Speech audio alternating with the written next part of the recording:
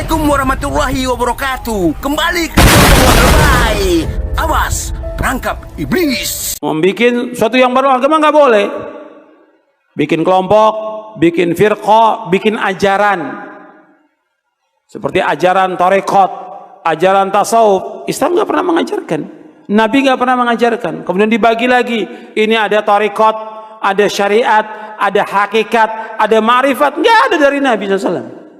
Nggak ada dari sahabat. Ini sesuatu yang muhdats, yang baru dalam agama, yang Nabi nggak contohkan.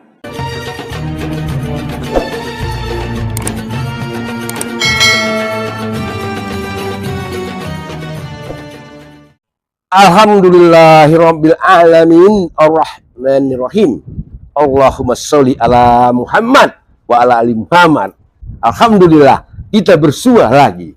Saudaraku seiman seislam, dimanapun Anda berada, kita tetap erat berpegang teguh kepada Al-Quran dan Sunnah Rasulullah. Apapun ocehan-ocehan mereka, apapun tuduhan-tuduhan mereka, abaikan. Bagaimana kata pepatah, anjing menggonggong, kafilah tetap berlalu. Insya Allah kita selalu bahagia di dunia dan sejahtera di akhirat. Kembali kepada ajaran-ajaran setan. Kenapa saya bilang demikian? Karena di kolong langit dunia ini hanya ada dua ajaran. Ajaran Rasulullah Shallallahu Alaihi Wasallam, Muhammad bin Abdullah bin Abdul Muthalib bin Hasim bin Abdul Manaf. Yang satu lagi, ajaran iblis celaka laknatullah. Ini dua kubu, nggak lebih dua. Ada sorga, ada neraka. Ada yang hak, ada yang batil. Ada Rasulullah Shallallahu Alaihi Wasallam, ada iblis laknatullah. Berbahagialah kalian wahai saudaraku seiman seislam yang menjadikan pusaka Rasulullah, Al-Quran dan As-Sunnah sebagai perisai. Sebagai perisai menghadapi berbagai tipu daya muslihat, setan-setan dari jenis manusia.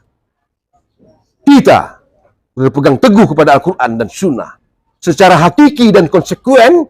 Ahlu sunnah wal jamaah sejati melaksanakan sunnah, meninggalkan bid'ah. Insya Allah, mari kita dengar bagaimana mengerikannya ajaran-ajaran halusinasi, ajaran-ajaran yang tak masuk akal, yang bukan dari Rasulullah dan bukan pula dari para sahabat Nabi. Setiap manusia yang telah mati, jasadnya secara utuh tidak akan bisa muncul lagi ke dunia sebagaimana dia pernah hidup. Sahabat Rasulullah betapa cinta kepada Rasulullah. Begitu juga putri Rasulullah Fatimah, betapa cintanya pada ayahandanya Rasulullah. Nggak pernah bertemu setelah Rasulullah wafat, nggak pernah bertemu. Tapi sekarang banyak orang-orang yang mengaku-ngaku melihat Rasul secara fisik, bertemu dengan Rasul secara fisik. Ini jelas kebohongan yang nyata. Inilah ajaran-ajaran yang saya sebut, ajaran-ajaran tipu daya muslihat. Jangan pernah percaya. Peganglah Quran, laksanakanlah sunnah. Itu yang paling selamat. Abaikan semua aliran. Insya Allah kita bahagia di dunia dan bahagia di akhirat. Mari kita dengarkan ocehan-ocehan mereka tentang halusinasi mereka. Tinggal kalian semua, yang mana kalian ikuti? Apakah sunnah Rasulullah ataukah ajaran-ajaran setan, laknatullah? Itu hak kalian untuk bersikap dan memilih, menentukan pilihan. Mari kita dengarkan. Muridnya namanya Ahmad Al-Faruqi As-Sarhandi mengatakan dia sering dimi'rajkan ke atas arsy. Jadi dia sering main ke arsy-nya Allah Subhanahu wa taala.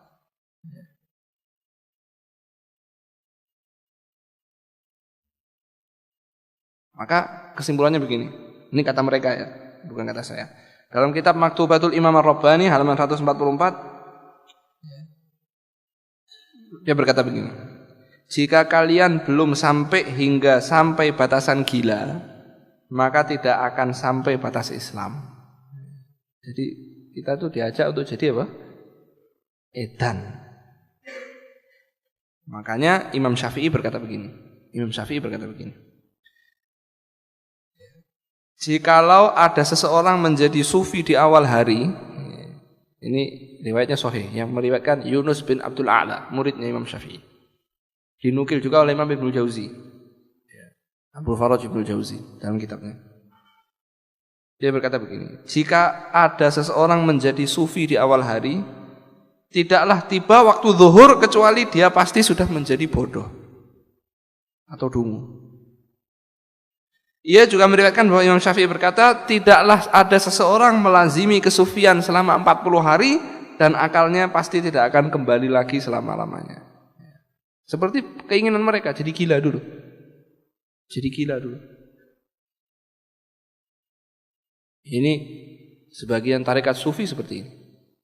Anda akan diajak untuk tazkiyatun nafs awalnya, kemudian digiring sehingga tauhidnya menjadi pudar dari hati kita. Kita ini mau nyembah siapa? Minta sama Imam Fulan. Kenapa gak minta langsung sama Allah Subhanahu wa taala yang Maha Kaya? Wa idza sa'alaka ibadi anni fa inni qarib. Allah Maha dekat. Kenapa jauh-jauh pergi ke makam wali untuk doa minta kepada si walinya itu? Mintanya harusnya sama siapa? Sama Allah Subhanahu wa taala. Nah, inilah konsep tauhid yang saat ini pudar di sebagian kalangan. Maka Mu'adz bin Jabal, tidak heran kenapa Nabi SAW mengutus Mu'adz bin Jabal berpesan bahwa pertama kali yang kamu sampaikan, yang kamu ajakkan adalah menyembah Allah semata dan tidak berbuat syirik. Kalau mereka mentaatimu, beritahu mereka bahwa Allah mewajibkan setiap hari sehari semalam 5 salat. Kalau mereka mentaatimu, beritahu bahwa Allah mewajibkan membayar zakat yang diambil dari orang kaya dan dikembalikan kepada orang miskin. Jadi nomor 1 yang paling utama adalah tauhid. Ada sholat 5 waktu tapi minta sama selain Allah, percuma sholat. Bikin suatu yang baru agama nggak boleh. Bikin kelompok, bikin firqah, bikin ajaran. Seperti ajaran tarekat, ajaran tasawuf. Islam nggak pernah mengajarkan. Nabi nggak pernah mengajarkan. Kemudian dibagi lagi. Ini ada tarekat, ada syariat, ada hakikat, ada ma'rifat. Nggak ada dari Nabi SAW. Nggak ada dari sahabat. Ini sesuatu yang muhdats, yang baru dalam agama, yang Nabi nggak contohkan. Nggak ada. Nggak ada tarekat, syariat, hakikat, ma'rifat. Maka kata para ulama dalam tasawuf itu awalnya bid'ah dan akhirnya zindiq. Awalnya bid'ah karena Nabi nggak contohkan sesuatu yang baru dalam agama, akhirnya zindiq. Karena ketika dia sudah membagi menjadi 4 golongan itu, 4 tingkatan, nanti kalau sudah sampai kepada hakikat ma'rifat, kata mereka sudah nggak ada beban syariat lagi. Sudah nggak wajib sholat, nggak wajib puasa. Apa benar begitu dalam Islam? Nggak benar. Sekarang orang yang paling mulia dari seluruh manusia siapa? Rasulullah Sallallahu Alaihi Wasallam. Nabi tetap sholat sampai akhir hayatnya. Nabi puasa sampai akhir hayatnya. Dan semua Nabi laksanakan agama ini. Sebagaimana Allah berfirman di akhir surah Al-Hijr, wa'bud rabbaka hatta ya'tiyakal yaqin. Beribadah kamu kepada Allah sampai datangnya al-yaqin. Maksudnya al-yaqin al-maut, kematian. Nabi terus ibadah kepada Allah. Enggak ada dalam Islam dibagi, oh kamu ini masih baru, kamu ini tarekat syariat kamu. Kalau saya sudah wali, nggak perlu lagi sholat, nggak perlu puasa. Betul, wali syaiton yang seperti itu, wali syaiton.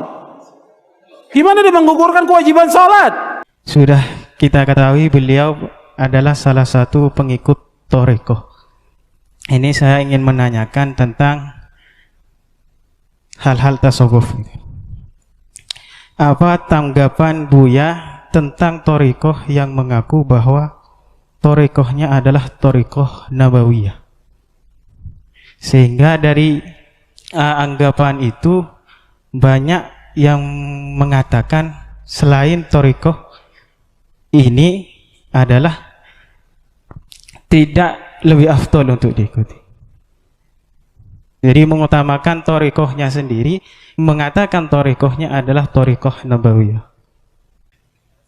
Kalau ada orang ngomong tarekatku nabawiyah, inilah afdalut thariqah. Ini kita tanya dulu definisi nabawiyah itu apa. Yang ada itu dulu ada orang berdebat Ada satu torikot mengklaim torikot dia paling Muhammadi, paling Ahmadi. Yang lain tidak. Karena imamnya secara yaqzah, secara sadar pernah bertemu Rasulullah SAW. Oh, kalau begitu saya sering dong. Bukan karena seorang imam sering ketemu Nabi, lalu torikotnya paling cepat. Ya, wali itu milik Allah. Allah itu maha kaya, suka-suka Allah. Bisa jadi fulan, bisa di masa dulu, bisa sekarang. Dan semakin akhir zaman, rasa dan kejadian itu akan tambah sering. Maka kalau ada orang mengklaim torikot imam saya paling dekat karena dia ketemu Rasul, betul, imammu, kamu kan belum. Kalau kamu merasakan seperti imammu, baru torikotmu Muhammadi, Ahmadi, Nabawi, terserah namanya apa lagi, Maduri. Jadi ada torikoh, dia mengklaim torikotnya paling dekat ke Rasulullah karena langsung ke Nabi Khidir atau langsung ke Nabi Muhammad. Nggak apa-apa, itu kan imamnya. Yang sekarang ini khalifahnya, wakil talqinnya, ustadznya, mukodamnya, apalagi istilahnya mursyidnya.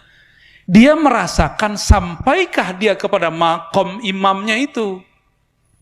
Kalau dia sampai, maka torikoh yang dia pakai sekarang itu juga disebut Muhammadi atau Ahmadi atau Nabawi. Kenapa ke imam itu boleh, ke imam lain nggak boleh? Kan harus ada dalil yang kuat dong, yang mentaksisnya, yang mengkhususkannya. Maka fanatisme ini kadang-kadang berbahaya. Ya, kita tidak boleh fanatik kepada satu imam. Cinta boleh, cinta imam bahkan wajib. Sepakat nggak? Cinta imam wajib karena imam adalah syiar-syiar Allah di muka bumi. Tapi fanatis tidak boleh.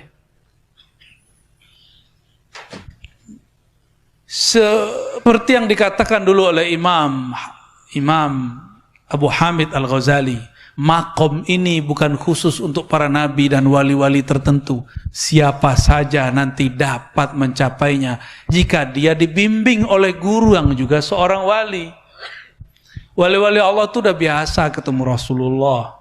Cuma mereka itu nggak kegeeran, nggak ember terus ngomong, saya ini tiap hari ketemu Rasulullah. Nggak gitu. Malah di sekolah perlu disembunyi-sembunyikan. Ya, mereka menyembunyikan itu karena berbahaya, takut orang mengkultuskan.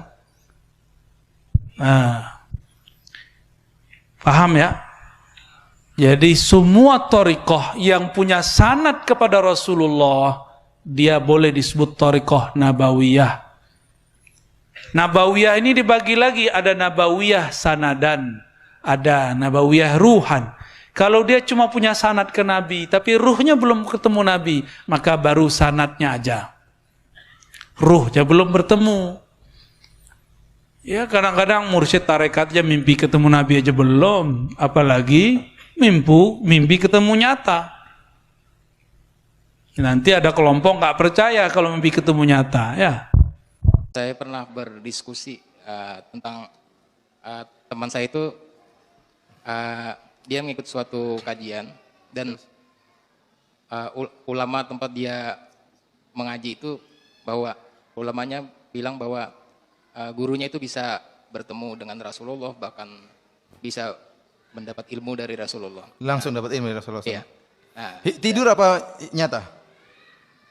Nyata katanya. Oh, nyata. Nah, jadi kita memberikan pemahaman, cuman dia ulama tersebut kan banyak memiliki jamaah yang sampai ribuan dan itu sangat ditaklik sama ini. Bagaimana kita mensikapinya? Terima kasih. Kita bilang secara logika saja. Seorang terkadang kalau bisa didalil, ya kita bilang logikanya, para sahabat lebih mulia daripada orang-orang sekarang. Iya atau tidak? Para sahabat dipuji langsung dalam Al-Quran. Para sahabat dipuji langsung oleh Nabi SAW. Dijamin masuk surga. Namun setelah Nabi SAW meninggal, mereka tidak pernah bertemu langsung lagi dengan Nabi. Padahal mereka dalam kondisi sangat butuh. Betapa sering masalah-masalah mereka hadapi. Ada peperangan seperti tadi, Abu Bakar dan Umar khilaf. Iya enggak? Ini orang-orang membayar zakat, kita perangi atau tidak? Kata Abu Bakar kita perangi, kata Umar enggak. Mereka enggak bilang, ayo kita tanya Nabi yuk. Enggak. Kalau ternyata Nabi masih bisa hadir kan, ngapain Abu Bakar dan Umar ribut? Mereka bakalan ke kuburan Nabi, katanya, Nabi gimana nih, kita lagi ribut nih, yang benar yang mana? Enggak ada. Kemudian juga terjadi khilaf-khilaf setelah itu, bahkan tercapai pada tingkat bunuh-bunuhan, misalnya antara Abu Muawiyah dan siapa? Ali bin Abi Thalib. Kenapa mereka tidak pergi ke Nabi SAW minta petunjuk? Tidak ada. Kenapa juga waktu Nabi SAW meninggal para sahabat menangis? Kenapa? Karena mereka tahu tidak bisa lagi ketemu dengan Nabi SAW. Kalau ternyata Nabi masih bisa jalan-jalan, ngapain mereka nangis? Jangan nangis, ntar lagi Nabi muncul. Sudah bikin acara saja nanti Nabi muncul, acara lahir Nabi, kemudian Nabi muncul. Nggak usah nangis kan, harusnya begitu kan. Maka saya katakan logikanya mudah sekali seperti itu. Kemudian kalau dia bilang ada Nabi SAW masih hidup, kemudian mengajarkan ilmu-ilmu tertentu, maka buat apa kalau gitu ilmu buku-buku hadis Sahih Bukhari ini buang saja. Ya. Buat apa kalau begitu? Seakan-akan syariat Nabi belum sempurna. Kenapa masih ada ajaran-ajaran setelahnya? Dan saya katakan orang seperti ini yang langsung ketemu Nabi berarti dia adalah sahabat baru radhiyallahu taala anhu. Iya. Karena definisi sahabat adalah orang yang bertemu Nabi dalam keadaan muslim dan meninggal dalam keadaan muslim. Dan itu benar-benar dia adalah seorang sahabat. Karena dia mengatakan ketemu Nabi dalam keadaan apa? Hidup nyata. Ya. Dan ini tentunya khurafat. Ya mungkin dia ketemu orang ngaku sebagai apa? Sebagai Nabi, namun bukan Nabi Shallallahu Alaihi Wasallam. Karena orang-orang yang sangat mulia, jauh lebih mulia daripada dia, Abu Bakar, Umar dan Utsman, tidak pernah ketemu Nabi setelah Nabi Shallallahu Alaihi Wasallam meninggal dunia. Kalau mimpi ya mungkin, kalau mimpi sahabat juga mimpi ketemu Nabi. Ulama pewaris Nabi Firanda telah menjelaskan, telah menerangkan, telah menjawab tuntas halusinasi orang-orang sufi dan orang-orang tarekat. Di negeri ini, di kolong langit dunia ini, tidak ada yang bisa berdusta atas nama Islam. Pasti muncul orang-orang yang berilmu untuk meluruskan ajaran-ajaran yang menyimpang. Insya Allah, karena Islam ini agamanya dari Allah, maka Allah yang menjaganya. Walaupun banyak manusia berbagai daya dan upaya untuk menyimpangkan akidah umat Islam dari garis yang lurus, jalan yang lurus, yaitu sunnah Rasulullah. Insya Allah, kita semua terjaga dari godaan tipu daya muslihat, setan-setan dari jenis manusia. Insya Allah, istiqomah dalam mahan salaf. Insya Allah kita selamat di dunia, selamat di akhirat. Tinggalkan semua aliran-aliran, tinggalkan semua ajaran-ajaran yang mengaku-ngaku memakai sunnah, memakai hadis, memakai Al-Quran, yang semuanya tujuannya adalah untuk membenarkan perbuatannya yang menyimpang, sesat menyesatkan. Mustahil orang-orang yang berilmu bisa dibohongi. Mustahil. Mustahil. Kecuali orang-orang yang dungu, orang-orang yang bodoh, maka mereka lah jadi makanan para setan. Maka mereka lah menjadi budak-budaknya para setan. Insya Allah kita selamat dari semua itu. Tipu muslihat, setan-setan dari jenis manusia. Wassalamualaikum warahmatullahi wabarakatuh. Alhamdulillahi Rabbil Alamin.